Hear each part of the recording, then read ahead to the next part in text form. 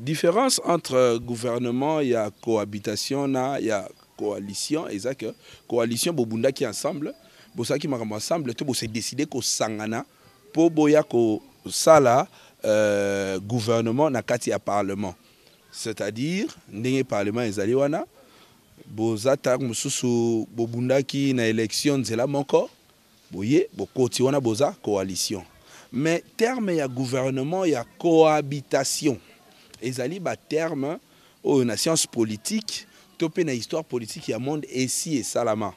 Par exemple, le temps où François Mitterrand a joué deuxième mandat na France, et ça là qui UMP bazouaki ba siège belé na parlement.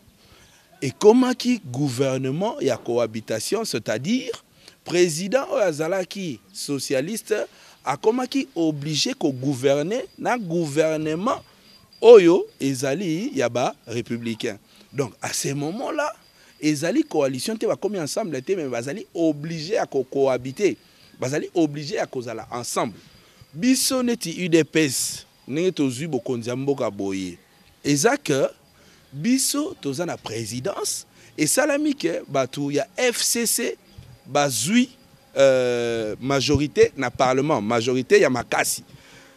Obligatoirement bango ne mutu bakosala gouvernement. Biso tokozala obligé bien sûr ya ko diriger république, mais gouvernement et kozala il y a plus ya batu oyo ya FCC oyo bazali majorité na parlement parce que majorité na parlement to yebi ke loi ya démocratie selon constitution na biso ya semi parlementaire to yebi ke eza ko senga ke makambo esala mabongo. À part cela, en tant que peuple, en tant que moko ya UDPS, en tant que batu o ba gagner ba élection to ko lo ba boye toza ko yoka par rapport à prestation de serment o esengeli ezala le 22 biso peuple to sengi na kombo ya bakonzi oyo bakoti sikato na kombo ya mokonzi na biso azaya élu tozali na posa ya ko vivre mokolo ya prestation de serment yango wana population basengi te prestation de serment ya mokonzi ya mboka esalama na stade des martyrs ndenge esalamaka na bamboka mosusu toyokaka toyebi ba prestation de serment misusu esalamaka ba place mosusu ntango mosusu kokima moins sécurité kokima moins contestation mais oyo ezali événement ya mboka population nyonso alingi ko vivre yango to sengi na bakonzi na biso ba pesa ba o nyonso ba votaki bango ba o nyonso ba pesa ki bango confiance occasion ya ko vivre cérémonie wana na stade des martyrs na nzungu ya ma famille esika biso nyonso to kokoka